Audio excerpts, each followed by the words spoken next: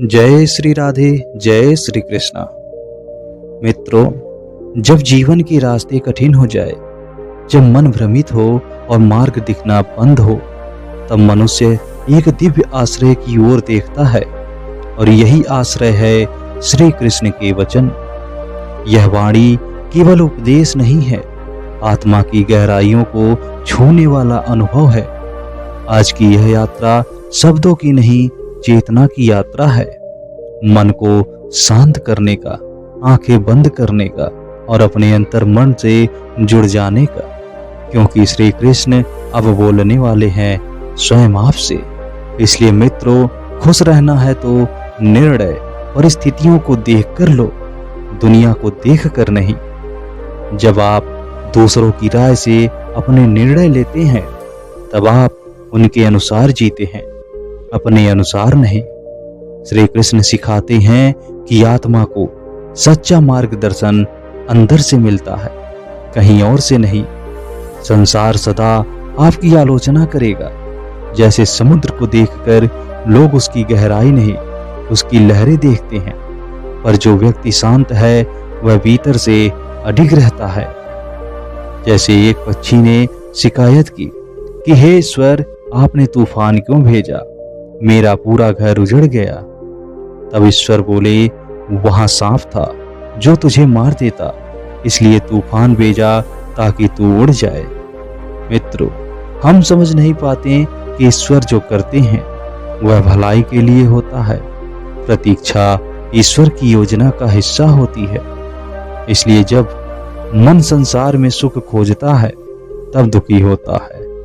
जब वही मन श्री कृष्ण के चरणों में विश्राम करता है, तब शांति प्राप्त होती है। अगर ईश्वर प्रतीक्षा करवा रहे हैं, तो समझिए वे आपको साधारण नहीं, कुछ विशेष देना चाहते हैं।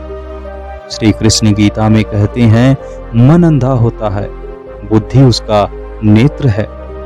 यदि मन पर नियंत्रण नहीं, तो जीवन दिशाहीन हो जाती है। बुद्धि को जागृत करना पड़ता है और इसे ध्यान, सत्संग और साधना के माध्यम से करते हैं। तब निर्णय भी हमारे निर्मल हो जाते हैं और जीवन सफल हो जाता है। जो हमारे सामने कुछ और हमारे पीठ पीछे कुछ और होते हैं, हमेशा उनसे सतर्क रहना चाहिए।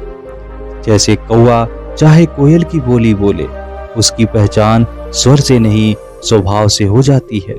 उसी प्रकार मनुष्य भी बोलता कुछ और है, करता कुछ और है।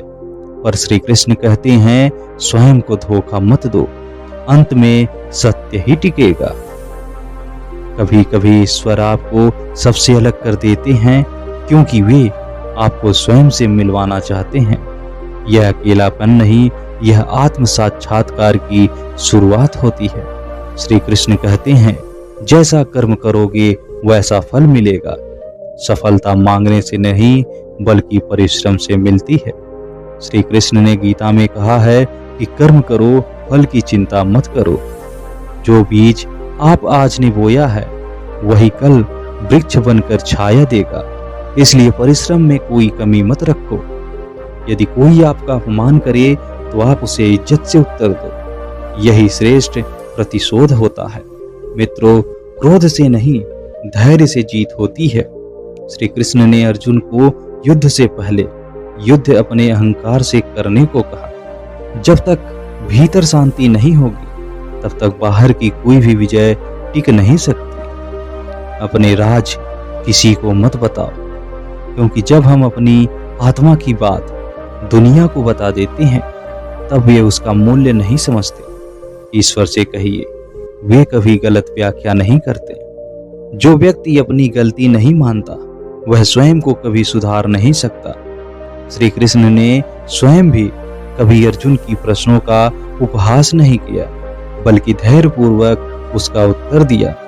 यह हमें सिखाता है कि सच्चा गुरु वही है जो गलतियों में भी प्रेम से सुधार लाता है।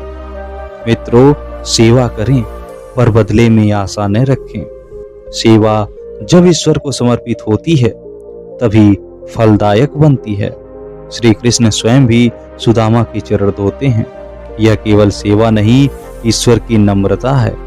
मित्रों, ज्यादा सुनो, कम बोलो, यही साधना की शुरुआत है।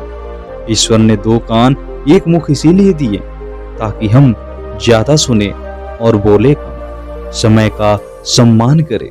यही सबसे बड़ा धन है।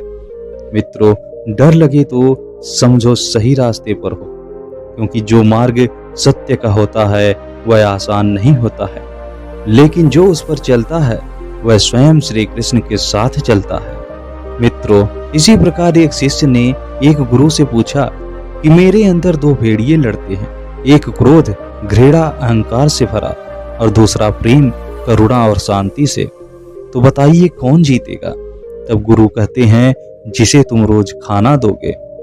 मित्रों, विचार वही बढ़ता है जिसे हम पोषण देते हैं, इसलिए अपने ध्यान को सकारात्मकता पर केंद्रित करो तो तुम्हारे अंदर सकारात्मकता की भावना बढ़ जाएगी और तुम्हारे अंदर से नकारात्मकता कम होने लगेगी। मित्रों, अगर इन वचनों में आपके हृदय की पीड़ा का समाधान मिला हो, अगर किसी भी शब्द ने आपकी आत्मा को छुआ हो, तो यह समझिए कि यह संयोग नहीं था, बल्कि यह श्री कृष्ण का निमंत्रण था आपको अपने पास बुलाने का। मित्रों, इस आध्यात्मिक यात्रा को हम यहीं विराम देते हैं और यह अंत नहीं है, यह एक नई शुरुआत है। हम फिर मिलेंगे श्री कृष्ण के नए प्रसंग, नए संदेश और नए प्रेम के साथ। तब तक प्रभु को स्मरण में रखिए, मन को सुनते रखिए और जीवन को साधना से भर दीजिए। जय श्री राधे, जय श्री कृष्ण।